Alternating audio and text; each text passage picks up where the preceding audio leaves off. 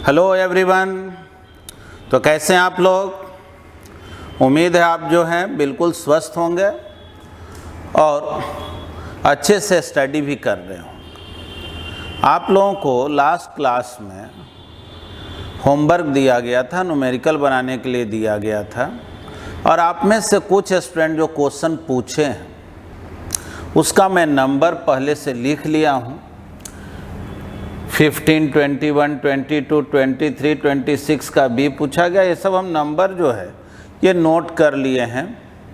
हो सकता है शायद आपका कोई और भी क्वेश्चन हो, आप उसको कृपया करके व्हाट्सएप पे या चैट बॉक्स में लिख देंगे।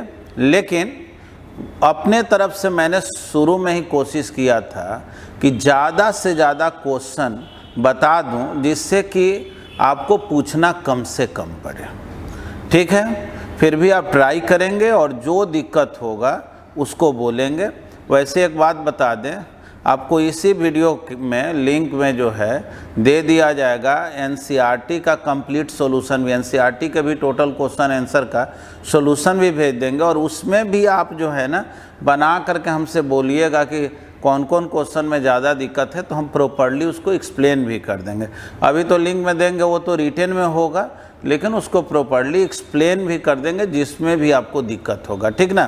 तो आइए पहले जो है हम लोग एससी वर्मा के बुक में एक्सरसाइज में जो 15 नंबर प्रॉब्लम है उसको देखते हैं। टाइम को सेव करने के लिए पहले से ही डायग्राम बना लिए हैं।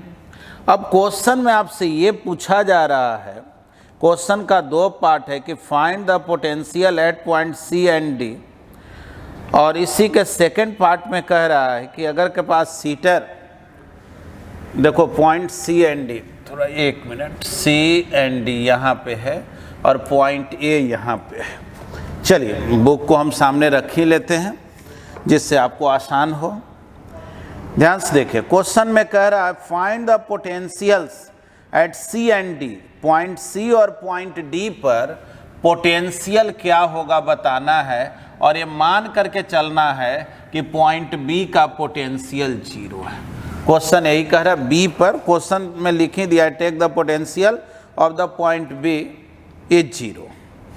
अब देखो जी, इसी क्वेश्चन के सेकंड पार्ट में कह रहा है कि अगर सी और डी के बीच कोई के पास सीटर को कनेक्ट करें तब उस पर कितना चार्ज एपियर होगा, वो बात की बात है।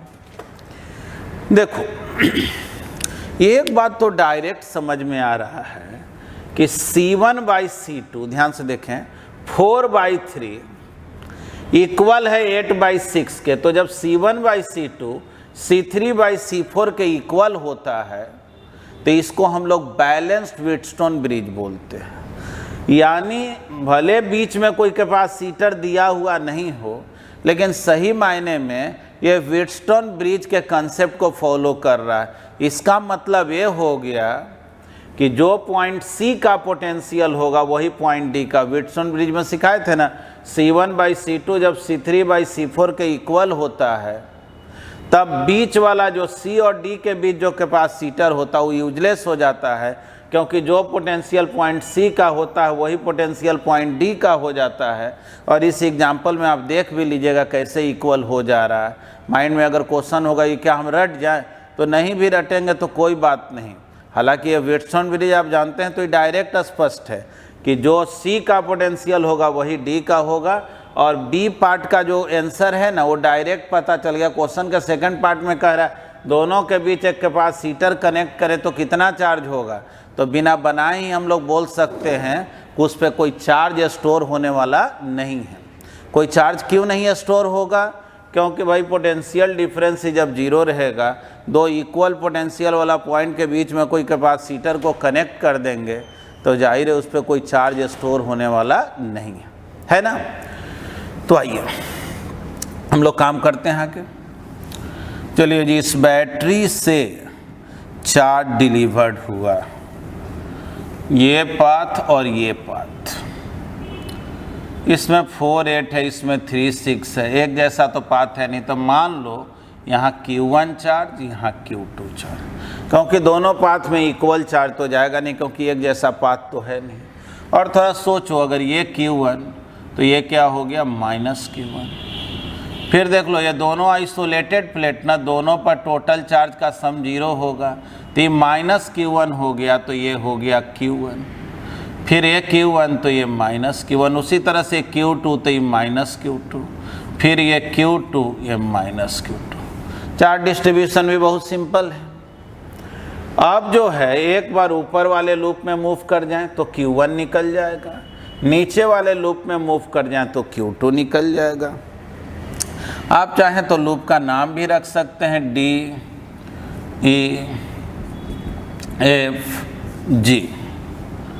ठीक ना। नहीं हो तो यहाँ लिख दे रहे HI, सुविधा के लिए लिख दे रहे हैं कि कन्फ्यूजन ना हो। तो चलिए एक बार इस लूप में मूव करते हैं, तो फ्रॉम लूप का नाम देते हैं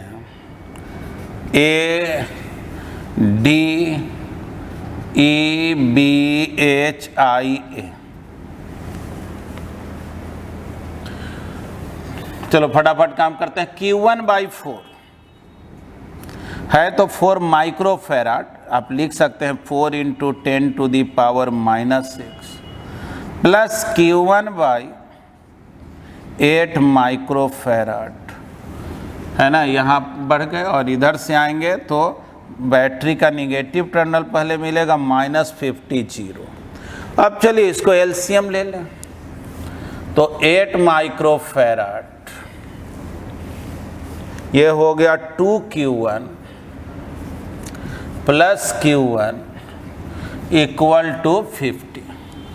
देख ले तो कितना हो गया 3Q1 400 10⁻⁻⁶, यानी Q1 हो गया 400/3 माइक्रोकूलम।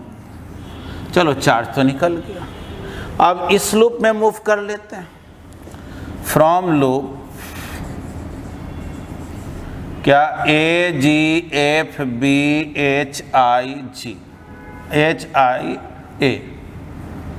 चलिए क्या बोले जी, Q2/3 माइक्रोफैराड, Q2/6 माइक्रोफैराड -50 = 0, तो सीधे =50 लिख दे रहे, नहीं राइट हैंड साइड में ही लिख दे रहे। देखो तो कितना हो गया 6 × 10⁻⁻⁶ 2Q2 प्लस Q2 50।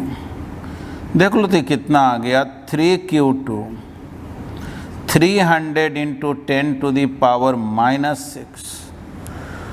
Q2 कितना हुआ जी, तो जाहिर है Q2 निकालेंगे 100 microcoulomb.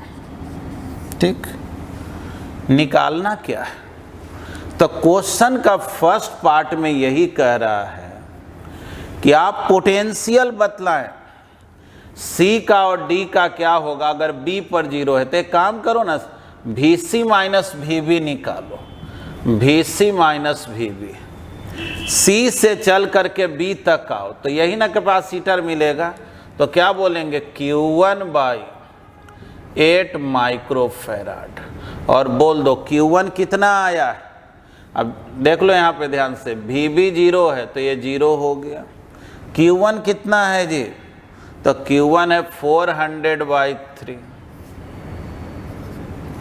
Microcoulomb divided by 8 microfarad. देखो 10⁻⁻⁶ कैंसिल, आ गया 50/3 वोल्ट। चलो C का पोटेंशियल निकल गया। अब पोटेंशियल D का निकालना है, तो VD - VB, D से B तक जाओ, तो D से B तक जाएंगे तो Q2/6। बोलो तो Q2 कितना आया है जी। अब VB तो मालूम है ना 0 है, तो VD निकल जाएगा।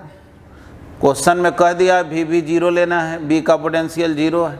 Q2 कितना है जी 100 माइक्रोकूलम /6 × 10⁻⁻। देखो 10⁻⁻6 कैंसिल, VD कितना आ गया 50/3 वोल्ट। देख लो तो जो C का पोटेंशियल वही D का आया कि नहीं। एक तरह से व्हीटस्टोन ब्रिज में जो बात बोलते थे वो प्रूव्ड भी हो गया ना कि अगर C1/C2 यानी 4/3 8/6 के इक्वल अगर है इक्वल तो है ही, तब जो C का पोटेंशियल होगा वही D का होगा।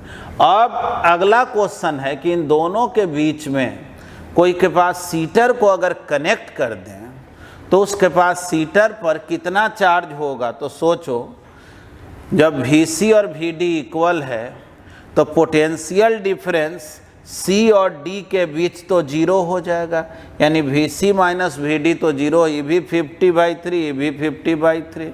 Hence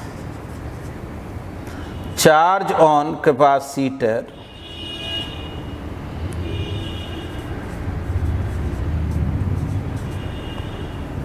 will be zero. यानी जिस कैपेसिटर का बात कह रहा है बी पार्ट में कि C और D के बीच में अगर कोई कैपेसिटर को कनेक्ट करें तो उस कैपेसिटर पे कोई चार्ज होने वाला नहीं है, क्योंकि पोटेंशियल डिफरेंस जीरो है। तो ठीक है, वो इसको लिख ले पहले आप लोग। आइए सबसे पहले जो है हम लोग 21 नंबर प्रॉब्लम को देखते हैं। ठीक ना, 15 पूछे थे, 15 तो डिस्कस हो ही गया, उसके बाद जो है 21 प्रॉब्लम देखते हैं। देखिए इस क्वेश्चन में कैपेसिटेंस दिया हुआ है 0.04 माइक्रोफैराड, दोनों का कैपेसिटेंस सेम है। यहाँ एक बैटरी है जिसका EMF नहीं मालूम है, V लिख दिया है, मतलब V वोल्ट इसका EMF है। क्वेश्चन में कहा जा रहा आपसे कि इस दोनों प्लेट के बीच में एक पार्टिकल को रख दिया जा रहा,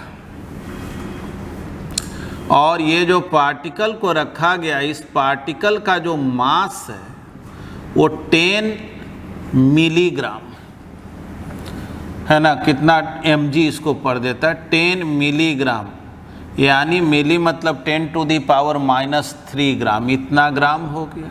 या इसी को kg में बदलेंगे तो 1000 से डिवाइड करेंगे तो 10 × 10⁻⁻6 kg। चलिए ये जो है इसका मास है इस पार्टिकल का। साथ में कह रहा है यहाँ जो पार्टिकल रखे हैं उसका चार्ज भी दिया हुआ है। मान लो उसको अगर Q0 बोले तो क्वेश्चन में दे दिया है कि 0.01 माइक्रोकूलम चार्ज है ना, इतना चार्ज। अब आइए थोड़ा क्वेश्चन समझे। क्वेश्चन में कह रहा है कि ऐसा देखा जा रहा है कि ये जो चार्ज पार्टिकल है जो दोनों प्लेट के बीच में रखा हुआ है वो रुका हुआ इक्विलिब्रियम में है, ना नीचे जा रहा है ना ऊपर जा रहा है। नीचे mg लग रहा है फिर भी वो नीचे नहीं जा रहा है, तो जाहिर है कोई और फोर्स ऊपर लगता होगा जो इसको बैलेंस करता होगा। तो देखिए 1 मिनट के लिए ऐसे समझें, ये बैटरी का पॉजिटिव टर्मिनल है, निगेटिव टर्मिनल। अब जैसे यहाँ से चार्ज चला तो जाहिर है पॉजिटिव टर्मिनल यहाँ Q, तो ये -Q, जाहिर है ये दोनों आइसोलेटेड तो ये Q ये -Q। इसमें बहुत दिमाग लगाने को तो है नहीं।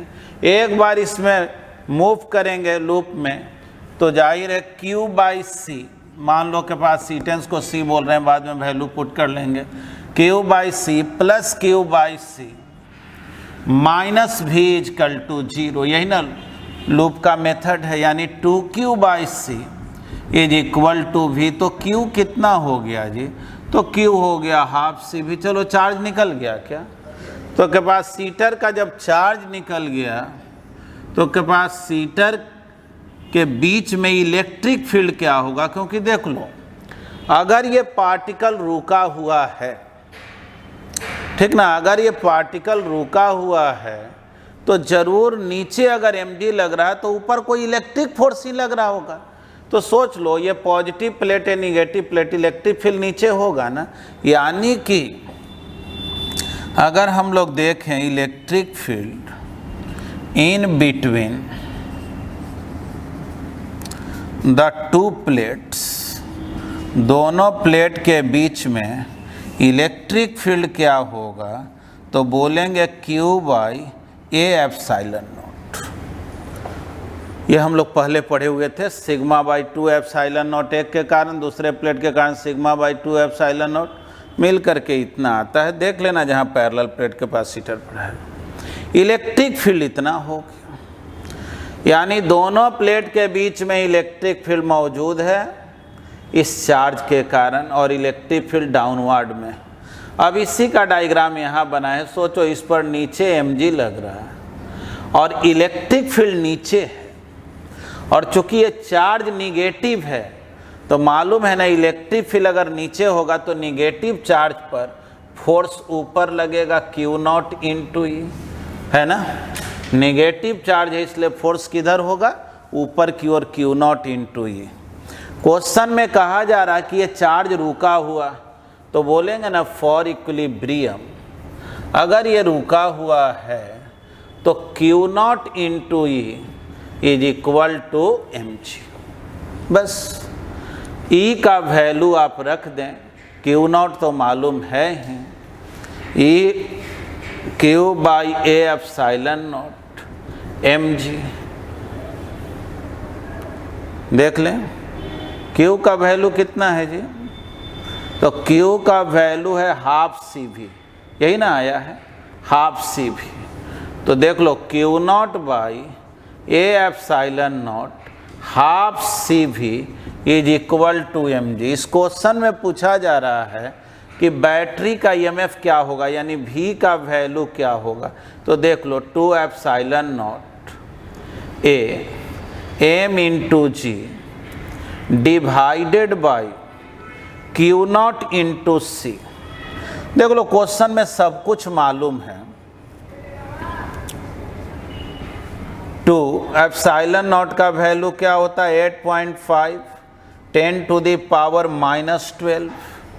एरिया देख लो ऑलरेडी मालूम है 10 to the power -2 metre square. Mass कितना है जी, तो 10 इंटू 10 टू द पावर -6 है, इसको सॉल्व कर लो। 10 टू द पावर -5 kg लिख दें क्या, तो 10 टू द पावर -5, जी को 10 लिखें डिवाइडेड बाई Q नॉट। तो इस पार्टिकल का चार्ज कितना है, तो जाहिर है 0.01 माइक्रोकूलम है, माइनस में माइनस था चार्ज, तभी ना फोर्स इस पर ऊपर लगा, इलेक्ट्रिक फील्ड नीचे है। तो वैल्यू पुट करेंगे तो उसका मैग्नीट्यूड लिखेंगे 0.01 10 टू द पावर -6। और कैपेसिटेंस कितना है, तो कैपेसिटेंस कितना है जी, तो 0.04 माइक्रोफैराड। बस अब आपको जो है ना इसको थोड़ा सॉल्व कर लीजिए, इतना वोल्ट जो है आंसर होगा। ठीक है, तो इसको एक बार आप लोग लिख लें, फिर आगे बताते हैं। चलिए अभी इस क्वेश्चन को देखें। Problem number 22। क्वेश्चन में कहा जा रहा है कि 2 ठो कैपेसिटर है, सीरीज में कनेक्टेड है, और कैपेसिटर में जो प्लेट यूज किया गया है उस प्लेट स्क्वायर प्लेट है और उसका साइड लेंथ a, ठीक ना, स्क्वायर प्लेट है और साइड लेंथ a, यानी लेंथ a विड्थ है, ठीक ना है। यहाँ पर ऐसे प्लेट, तो जाहिर है प्लेट एरिया तो a स्क्वायर हो जाएगा, ठीक ना। जैसे समझे, एक प्लेट यहाँ है, यहाँ एक कैपेसिटर, फिर दूसरा कैपेसिटर। तो अगर ये पूछा जाए कि इसका कैपेसिटेंस क्या होगा, तो बोलेंगे एप्सिलॉन नॉट ए स्क्वायर, एरिया तो ए है, ए स्क्वायर है ना, कैपिटल ए से डिनोट करते हैं एरिया, उसके जगह ए स्क्वायर बाई डी। अब आइए इसका बात, लेकिन यहाँ डी के जगह D1, यहाँ भी एप्सिलॉन नॉट एरिया के जगह तो ए स्क्वायर बाई D2। तो चलिए कैपेसिटेंस जो है दोनों कैपेसिटर का मालूम है, और अब इसको हम लोग बैटरी से कनेक्ट कर दिए। क्वेश्चन में बैटरी नहीं बनाया है, क्वेश्चन में कह दिया है कि पॉइंट ए और बी के बीच, ठीक ना, ये है पॉइंट ए और ये है पॉइंट बी, ए और बी के बीच भी पोटेंशियल डिफरेंस अप्लाई कर दिया, यानी माइंड में समझे ए और बी के बीच भी वोल्ट के एक बैटरी को कनेक्ट कर दिया गया है। बात एक ही। अब देखेंगे पिछले ही क्वेश्चन के जैसा, देखें यहाँ से चार्ज चला, ठीक ना, इसको अगर हम Q बोले माइनस Q, फिर Q माइनस Q, ठीक ना, एक बार इस लूप में मूव कर जाए तो बोलेंगे Q बाई C1, फिर Q बाई C2 बोलेंगे ना, पिछला ही क्वेश्चन जैसा ना, उसमें भी दो कैपेसिटर था, बैटरी था, माइनस भी इक्वल टू 0, Q कॉमन हो गया, C1 C2 C2 plus C1 equal to V, यानी Q हो गया C1 C2 V by C1 plus. चलो जी, चार्ज तो निकल गया। चार्ज जब निकल गया तो दोनों प्लेट के बीच इलेक्ट्रिक फील्ड क्या होगा? Electric field in between the two plates, इस दोनों प्लेट के बीच में इलेक्ट्रिक फील्ड क्या होगा? तो Q by A epsilon not, और Q के जगह क्या लिखें? C1 C2 V divided by C1 plus C2 A epsilon not. देखो ये निकल गया इलेक्ट्रिक फील्ड का वैल्यू, ठीक। इलेक्ट्रिक फील्ड दोनों प्लेट के बीच में क्या होगा ये पता चल गया, और इलेक्ट्रिक फील्ड का डायरेक्शन तो इधर है ही, है तो ऑलरेडी मुझे मालूम है, पॉजिटिव से लाइंस ऑफ फोर्स ओरिजिनेट होता है, निगेटिव में टर्मिनेट होता है। चलिए, ये काम हम लोग नया कुछ नहीं किए, पिछला ही क्वेश्चन जैसा काम किए। अब जो है इसी क्वेश्चन में आपसे क्या कहा जा रहा है कि दोनों प्लेट के ठीक मिडिल में जो सेंट्रल लाइन है, देखना ध्यान से, जो सेंट्रल लाइन है, सेंट्रल लाइन जाहिर है D1/2 डिस्टेंस पर होगा, पूरा बीच का गैप D1 है, तो मिडिल लाइन जो है D1/2 पर होगा। क्वेश्चन में कह रहा है कि यहाँ एक इलेक्ट्रॉन को रख दिए। सोचो तो इलेक्ट्रॉन को रखोगे तो इलेक्ट्रिक फील्ड नीचे है तो फोर्स ऊपर लगेगा ना। तो क्वेश्चन में ये कह रहा कि ये बतलाओ इस इलेक्ट्रॉन को कितना वेलोसिटी से इधर प्रोजेक्ट कर दें कि वो इस प्लेट को जस्ट क्लियर करे, मतलब इसके समझो जस्ट आउटर पार्ट को टच करते हुए निकल जाए, या जस्ट क्लियर मतलब कि जस्ट टच ना करे, ऐसा समझो, माने यहाँ पहुँच जाए। कितना वेलोसिटी देखिए यहाँ पहुँच जाए। तो ऐसा पाथ क्यों बनाए हम? तो ऐसा पाथ इसलिए बनाए कि इलेक्ट्रॉन पे फोर्स लगेगा ऊपर की ओर, Q इंटू ई, इलेक्ट्रॉन नेगेटिवली चार्ज होता है ना, इलेक्ट्रिक फील्ड नीचे है, तो आप जानते हैं ना इलेक्ट्रिक फील्ड जिधर होगा फोर्स उसके अपोजिट में होगा। तो इस इलेक्ट्रॉन पे फोर्स ऊपर लगा, यानी y डायरेक्शन में। और इसमें वैसे मेंशन नहीं किया है, लेकिन ये जानेंगे कि जब इलेक्ट्रिक फोर्स और ग्रेविटेशनल फोर्स को कंपेयर किया जाता है तो जनरली ग्रेविटेशनल फोर्स इतना कम होता है कि उसको हम लोग निगलेक्ट करके चलते, यानी हम लोग mg वगैरह का बात नहीं कर रहे हैं, केवल इलेक्ट्रिक फोर्स का बात कर रहे हैं। तो ध्यान से देखेंगे, ये डायरेक्शन x डायरेक्शन,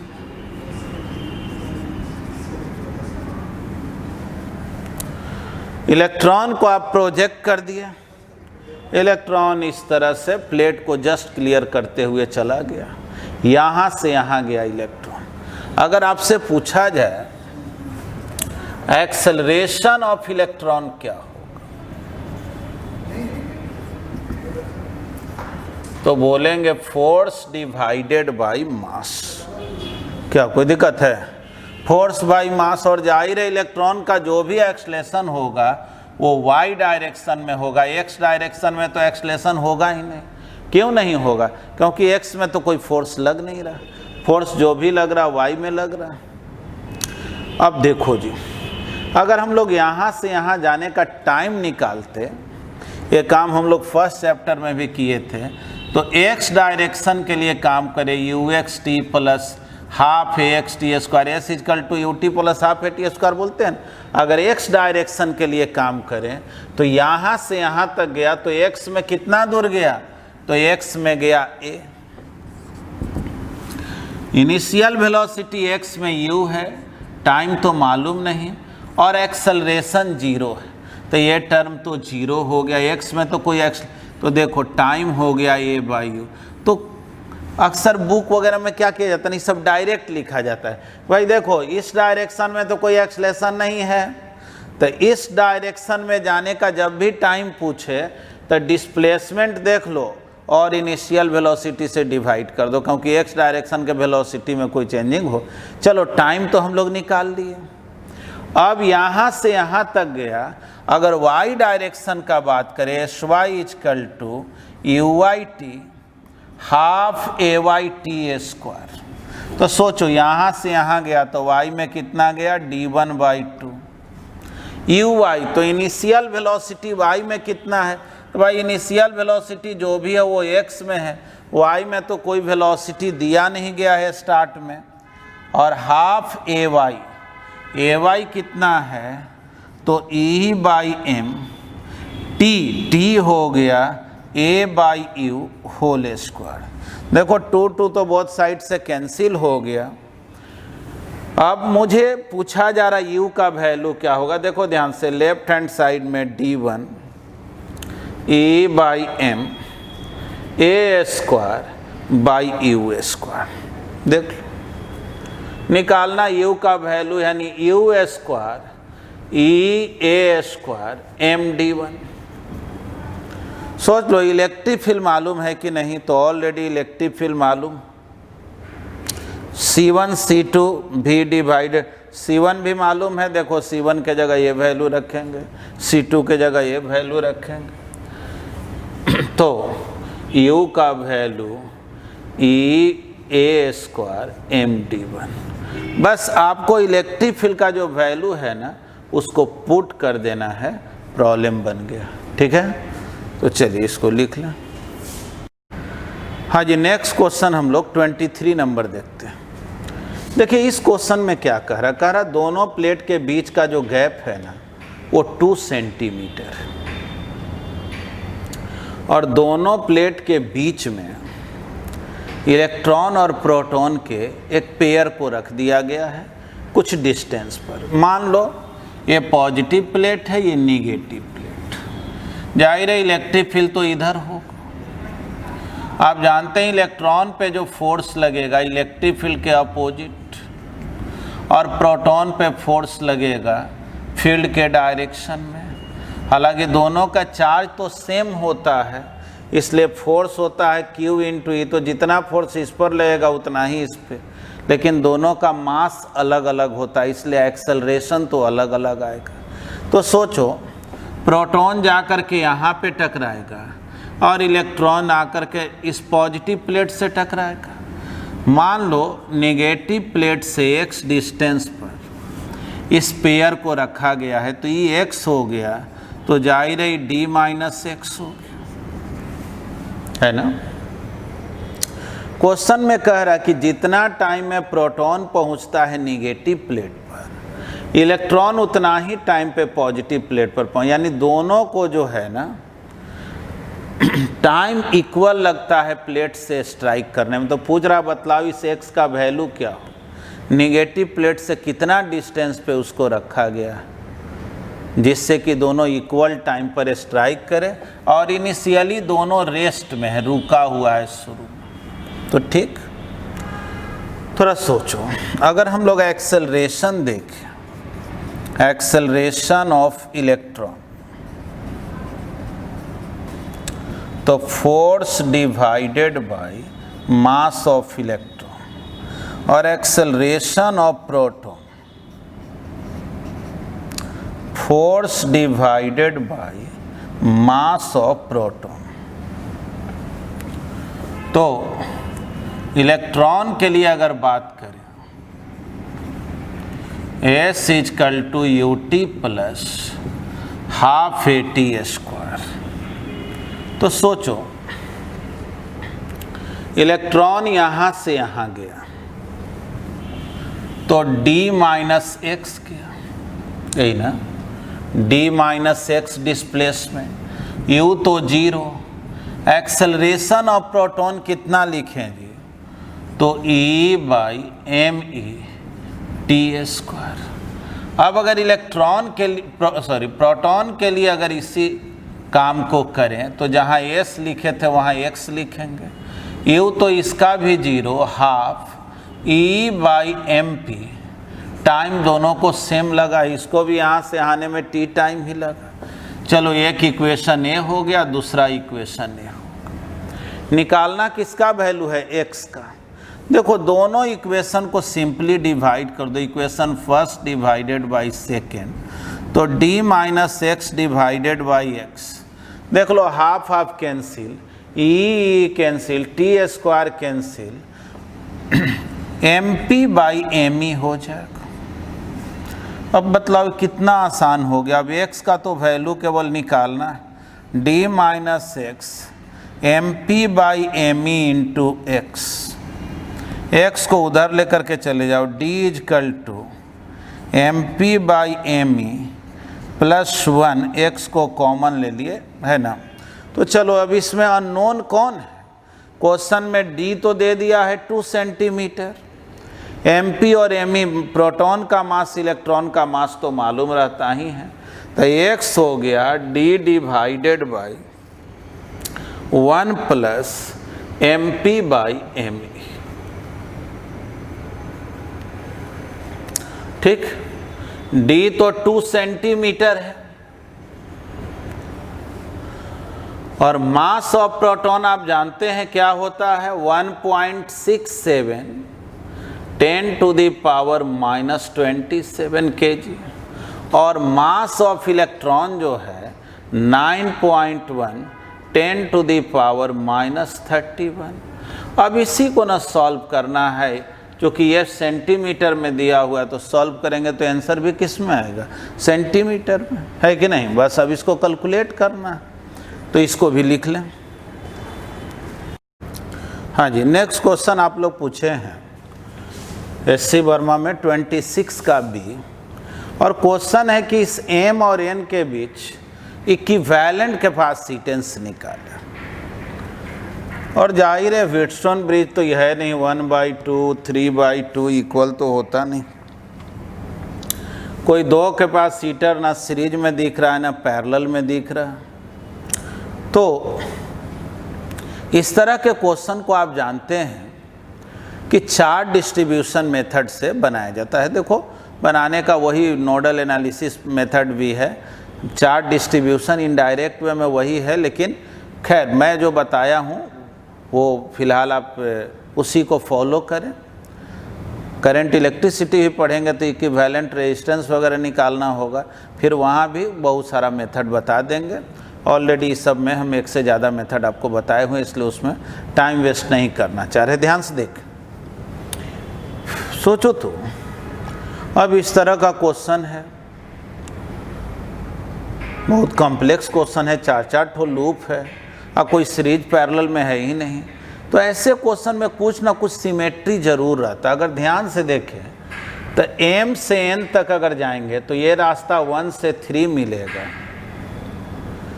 और इधर से जा रहे हैं तो 3 के बाद 1 मिल रहा है। देखो ये 1 3 3 1, यानी ऐसे सोचो, ऐसा क्वेश्चन पहले ही बतलाए थे कि अगर मान लो यहाँ से चार्ज चला, इधर गया Q1, इधर गया Q2, इधर गया Q3, क्योंकि तीनों पाथ तो बिल्कुल अलग अलग है, ये तो बिल्कुल अलग है 2 2, ये 1 के बाद 3 है, ये 3 के बाद 1 है, तो ये भी पाथ तो अलग है। लेकिन इसी को थोड़ा सा कॉमन सेंस अप्लाई कर दें तो काम हो जाएगा। सोचो M से चार्ज चला है Q1 Q2 Q3, तो n से भी चला होगा -q1 -q2 -q3। बतलाओ ये q1 जो है माने बैटरी का पॉजिटिव टर्मिनल समझो और ये निगेटिव टर्मिनल, तो q1 किस पाथ को मिला है जिसमें 1 के बाद 3 है। तो वैसे ही n से अगर m जाएंगे तो -q1 उस पाथ को मिलेगा जिसमें 1 के बाद 3 होगा। तो n से m जाओ तो 1 के बाद 3 तो ये मिलेगा, यानी यहाँ -q1। वैसे ही ये सोचो q2 जो है किसको मिला है, तो q2 उसको मिला है जो मिडिल वाला पाथ है 2 के बाद 2, और q3 मिला है 3 के बाद 1 वाला को। तो n से m आओ, 3 के बाद 1 ये वाला रास्ता है ना, तो ये हो गया -q3। जैसे यहाँ q3 दिया है +q3, 3 के बाद 1, तो देख लो अगर n से m चलेगा तो 3 के बाद 1 है तो यहाँ -q3, तो जाहिर है यहाँ -q2, क्योंकि ये q2 दिया था 2 के बाद 2 वाले रास्ते में, तो जाहिर है ये भी -q2 देगा 2 के बाद 2 वाले रास्ते में। देखो 2 माइक्रोफैराड 2। देखो इस तरह से चार्ज डिस्ट्रीब्यूशन अगर करेंगे तो मेरा नंबर ऑफ अननोन कम हो जाएगा, मतलब टाइम कम लगेगा। -q1, ये -q3 है तो ये q3, ये हो गया -q2 -q3, ये q1, ये q2। अब आइए, ये तीनों आइसोलेटेड प्लेट है, तीनों का टोटल चार्ज का सम 0 होगा। तो -q1 ये q3 है, तो ये हो जाएगा q1 -q3, ये हो गया q3 -q1। वैसे ही सोचो ये तीनों मिलके 0 होगा, तो -q3 ये q1 है, तो सोच लो यहाँ पर होगा कितना चार्ज है कि तीनों मिलके 0, तो q3 -q1। तब न तीनों को ऐड करेंगे और यहाँ q3 -q1, तो यहाँ हो जाएगा q1 -q3। बस चार्ज डिस्ट्रीब्यूशन हो गया। हमारे पास 3 अननोन आया, q1 q2 q3। अब इक्विवेलेंट के पास सीटेंस निकालना है। इक्विवेलेंट के पास सीटेंस,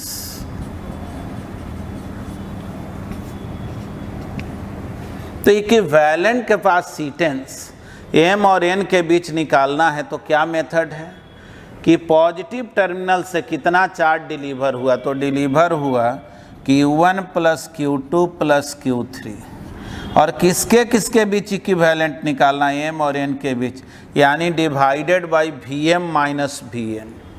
तो देखें C0 = q1 + q2 + q3, और अगर Vm - Vn हम लोग निकालेंगे तो m से n तक आइए, बीच वाला रास्ता से आते हैं, q2/2 माइक्रोफैराड, केवल अभी 2 ही लिख रहे हैं, लास्ट में माइक्रो कर लिया जाएगा, q2/2। देखो q2/2 + q2/2 q2 हो गया, यानी कि q1 + q2 + q3 divided by q2। बस q1 q2 का वैल्यू मुझे निकालना है। ये वैल्यू निकल गया तो इक्वेशन ए में पुट कर देंगे, प्रॉब्लम बन जाएगा। तो ये वैल्यू चार्ज का निकलेगा कैसे, तो देख A B C D E F G H, इस लूप में चले, A B H G A से B तक q1/1, B से H तक q1 - q3/4, H से G तक -q2/2,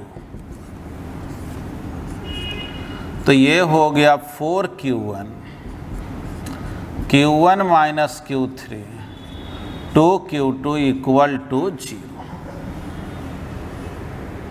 देखे तो 5q1 - 2q2 -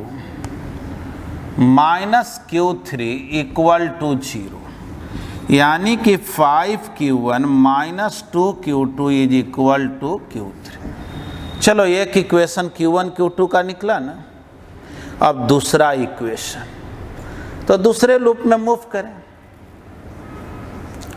from loop B C, इसका नाम रख दे रहे हैं I, B C I H B.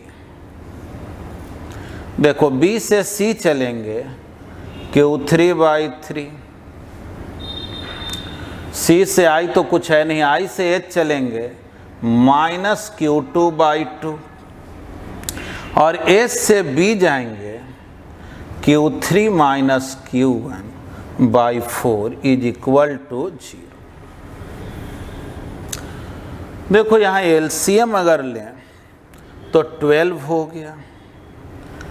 4Q3 - 6Q2 + 3Q3 - 3Q1 = 0। ठीक, देख लो तो कितना आया, -3Q1 - 6Q2 + 7Q3 = 0। तो 3Q1 + 6Q2 7Q3। अब Q1 और Q2 का वैल्यू मुझे निकालना है। Q3 के टर्म में निकाल देना और उसी वैल्यू को इक्वेशन ए में पुट करना। तो ठीक, अब थोड़ा सोचे, यहाँ -2Q2 है, तो अब इसको हम लोग सॉल्व करते हैं। तो इक्वेशन फर्स्ट में मल्टीप्लाई कर दें 3 से, सेकंड को ऐड कर देते हैं। तो देखो 3 से मल्टीप्लाई करेंगे 15Q1 6Q2 3Q3, और सेकंड इक्वेशन है 3Q1 + 6Q2 7Q3। देख लो Q2 वाला टर्म तो कैंसिल, 18Q1 = 10Q3। बतलाओ Q1 कितना आ गया जी, तो 10/18 यानी कि 5/9 Q3। Q1 निकल गया। अब इसी Q1 का जो वैल्यू है उसको हम लोग इक्वेशन फर्स्ट में पुट करेंगे, तो उससे Q2 निकल जाएगा। और Q1 Q2 का वैल्यू जब यहाँ पुट करेंगे तो C0 निकलेगा, है ना। तो पहले इसको आप लिख लें। चलिए अब हम लोग जो Q1 का वैल्यू निकाले ना उसको इक्वेशन फर्स्ट में रखते हैं। तो फ्रॉम इक्वेशन फर्स्ट सोचो 5Q1, Q1 कितना है जी, तब 5/9 Q3 -2Q2 = Q3। Q3 को इधर ले जाओ, Q2 उधर, तो 25/9 Q3 इधर आएगा तो -Q3, तो -1 Q3 को कॉमन ले लेते हैं 2Q2। देख लो तो ये कितना आ गया। इसको सॉल्व करेंगे 16/9 Q3 2Q2। बोलो यहाँ से Q2 निकालोगे 8/9 Q3। बस देख लो Q1 मालूम है और Q2 मालूम, निकालना क्या है, तो निकालना इक्विवेलेंट के पास सीटेंस। तो इस Q1 और Q2 का जो वैल्यू है मुझे रख देना है इक्वेशन ए में। फ्रॉम इक्वेशन ए, देखिए यही इक्वेशन है, Q1 + Q2 + Q3। तो देखो Q1 के जगह क्या लिखें जी, 5/9 Q3। Q2 के जगह क्या लिखें, 8/9 Q3 + Q3 / Q2। तो Q2 तो आया है 8/9 Q3। देख लो Q3 ऊपर नीचे जो है कॉमन होकर के कैंसिल हो जाएगा। ऊपर में एलसीएम क्या हो गया 9, 5 + 8 + 9, और नीचे में 8/9। देख लो 9 9 कैंसिल हो गया, C0 हो गया 22/8 यानी कि 11/4 माइक्रोफैराड। यही आंसर हो गया, ठीक ना। तो इसको नोट कर ले, ठीक, देखिए प्रॉब्लम नंबर 29। देखिए कहने के लिए तो इसको फाइनाइट लैडर सीरीज बोला जाता है, लेकिन बीच में जैसे ही डॉट डॉट करके दे दिया ना, ये बिहेव करता है इनफाइनाइट के तरह। अब देखिए इसमें क्वेश्चन में क्या कह रहा है, थोड़ा ध्यान से देखेंगे। जो लैडर बना हुआ है 2 4, मतलब ये एक सेक्शन हो गया, फिर 2 4 2 4 2 4 2 4, यही रिपीट होते गया। कह रहा ये बतलाओ हम कितना सी का वैल्यू ले लें जिससे कि इसमें नंबर ऑफ सेक्शन चाहे कितना भी हो, ए और बी के बीच इक्विवेलेंट कैपेसिटेंस उतना ही आएगा। यानी आंसर जो है ना नंबर ऑफ सेक्शन से इंडिपेंडेंट हो, जैसे 1 सेक्शन 2 सेक्शन 3 सेक्शन। तो एक बात जानो, जैसे मैथमेटिक्स में ये कहा जाता है ना, इन्फिनिटी में अगर एक ऐड कर दो तो क्या होता है इन्फिनिटी, इन्फिनिटी से एक माइनस कर दो तब भी क्या होता है इन्फिनिटी। मतलब सी का वैल्यू ऐसा लेना है, उसमें एक सेक्शन को हम ऐड भी कर देंगे तो रिजल्ट जो इक्विवेलेंट का आएगा वो सी के इक्वल नहीं होगा। यानी कि बनाने का फिर मेथड वही है जो हम लोग इनफाइनाइट लैडर के लिए बनाते थे। हम लोग बोलेंगे कि देखो एक सेक्शन जो है ना, ये है 4 माइक्रोफैराड और ये है 2 माइक्रोफैराड, और ये जो C है उसमें हम केवल एक सेक्शन को ऐड कर दिए और बोलेंगे क्या कि A और B के बीच इक्विवेलेंट जो आना चाहिए वो किसके इक्वल आना चाहिए, C के। तब ना बोलेंगे कि इसको नंबर ऑफ सेक्शन से कोई लेना देना नहीं। ऐसा C का वैल्यू लो कि नंबर ऑफ सेक्शन कितना भी रहे रिजल्ट वही के वही है। तो एक तरह से वो इनफाइनाइट लैडर सीरीज ही है। कह रहा ए और बी के बीच इक्विवेलेंट क्या होगा, तो बोलते थे ना हम लोग, अगर मान लो इसको बोल दें सी और इसको डी, तो बोलते थे ना ए और बी के बीच निकालो चाहे सी और डी के बीच निकालो। क्योंकि अगर हम ए और बी मतलब यहाँ से स्टार्ट करते हैं तो 2 4 2 4 2 4, अगर यहाँ से भी स्टार्ट करेंगे तो इनफाइनाइट नंबर है ना, तो उतना ही के उतना ही बना रहेगा। तो कहने के लिए बोल देता है कि फाइनाइट लैडर सीरीज है, लेकिन क्वेश्चन में कह रहा है कि सी का ऐसा वैल्यू सिलेक्ट करो जिससे कि नंबर ऑफ सेक्शन से रिजल्ट पे कोई फर्क न पड़े। तो चलो ऐसा वैल्यू लिख लिए कि एक सेक्शन ऐड भी किए तो ए और बी के बीच जो इक्विवेलेंट आना चाहिए वो सी के इक्वल ही होना चाहिए। यही अकॉर्डिंग टू क्वेश्चन है ना। तो चलो जी ए और बी के बीच इक्विवेलेंट निकालो। क्या हुआ, तो सोचो तो ये दोनों क्या है सीरीज में रहता है तो C1 इंटू C2 यानी 4 इंटू सी बाई 4 प्लस सी, और दोनों मिल के इसके पैरेलल तो +2 पैरेलल में, दोनों मिल के इसके पैरेलल +2। ए और बी के बीच इक्विवेलेंट जो है वो सी के इक्वल ही होना चाहिए, ये क्वेश्चन कह रहा है। तो 4 प्लस सी 4C 8 प्लस 2C, देख लो बढ़िया से। अब जो है 4C प्लस सी स्क्वायर, ये हो गया 6C प्लस 8, क्या आया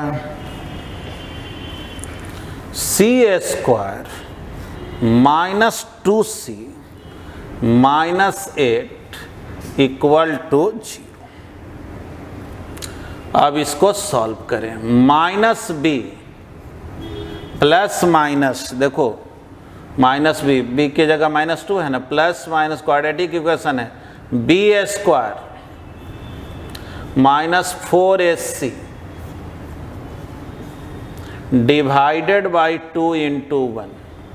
देखो तो क्या आ गया, ये हो गया 2 के पास सीटेंस तो कभी निगेटिव होता नहीं, इसलिए ये माइनस साइन लेने की जरूरत। देख लो ये कितना आ गया, √36 डिवाइडेड बाई 2, ये तो 6 प्लस 2 8 बाई 2, आंसर देख लो 4 माइक्रोफैराड है ना।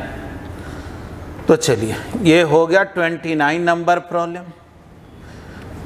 चलिए लिख लें इसको।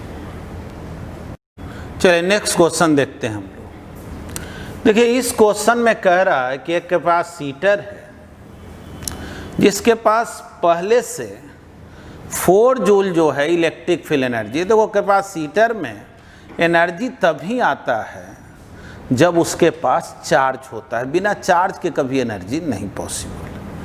तो मान लो इसके पास Q चार्ज है, तो एनर्जी हो गया हाफ Q² c। क्वेश्चन कर रहा है 4 जूल है, चलो ये क्वेश्चन कह रहा है एक दूसरा कैपेसिटर है, उसका कैपेसिटेंस तो इसी के इक्वल है, लेकिन उसके पास कोई एनर्जी नहीं है, उसके प्लेट के बीच कोई इलेक्ट्रिक फील्ड नहीं है, यानी कोई एनर्जी नहीं। अब आगे क्वेश्चन में कहा जा रहा है कि दोनों को हम आपस में कनेक्ट कर देते हैं, तो ठीक है, दोनों को आपस में कनेक्ट कर देते हैं।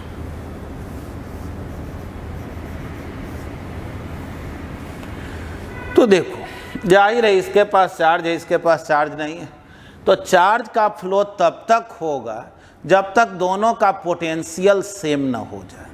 तो जाहिर है चूंकि दोनों का कैपेसिटेंस सेम है, तो दोनों का चार्ज जब तक सेम नहीं होगा तो पोटेंशियल सेम नहीं होगा।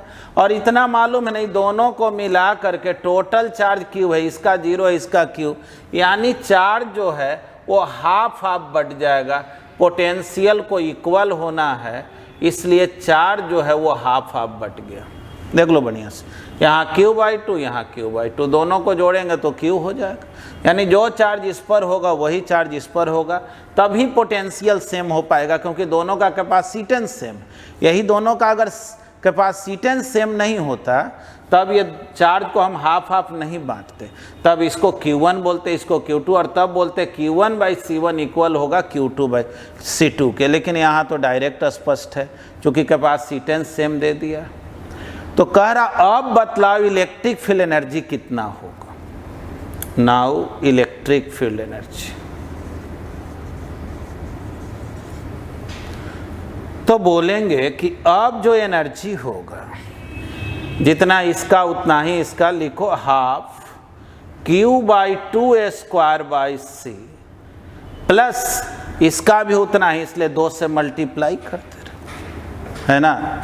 दोनों का टोटल इलेक्ट्रिक फील्ड एनर्जी पूछ रहा है, तो देखो तो कितना आ गया energy, 2 cancel 1/4 Q² c half Q² c।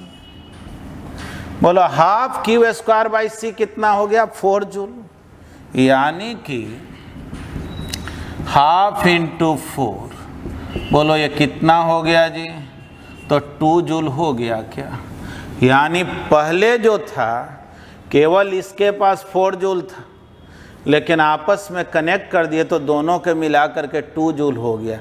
इसका मतलब ये हुआ कि 2 जूल एनर्जी इसका लॉस हो गया। दोनों को जब आपस में कनेक्ट किए होंगे ना, तो इस वायर में करंट का फ्लो हुआ होगा, और वो जो है जो भी करंट का फ्लो हुआ वो सब हीट में प्रोड्यूस हो गया, हीट के थ्रू बाहर निकल गया, एनर्जी लॉस हो गया एनर्जी का। ठीक है, हालांकि आगे हम लोगों को charging and discharging of capacitor भी पढ़ना है, जो करंट इलेक्ट्रिसिटी में पढ़ेंगे। तो फिलहाल जो है हम लोग आज के क्लास में इतना ही सीखते हैं।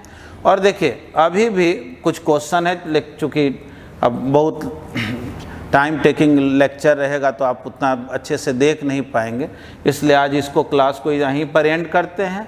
और आगे जो है ना 45, 46, 50, 58, 67 ये लोग पूछे हैं, किसी और स्टूडेंट का भी क्वेश्चन होगा तो ऐड कर देगा, अगले क्लास में बताएंगे। और एनसीईआरटी बुक करके क्वेश्चन, एनसीईआरटी बुक का भी आंसर पूरा लिंक पे भेज देंगे, उसको देख लीजिएगा और फिर भी जो दिक्कत होगा लिख दीजिएगा। तो उम्मीद है अगले क्लास में हम लोग इस चैप्टर को एंड करेंगे, और उसके बाद जो है हम लोग स्टार्ट करेंगे नए सिरे से करंट इलेक्ट्रिसिटी। थैंक यू, धन्यवाद।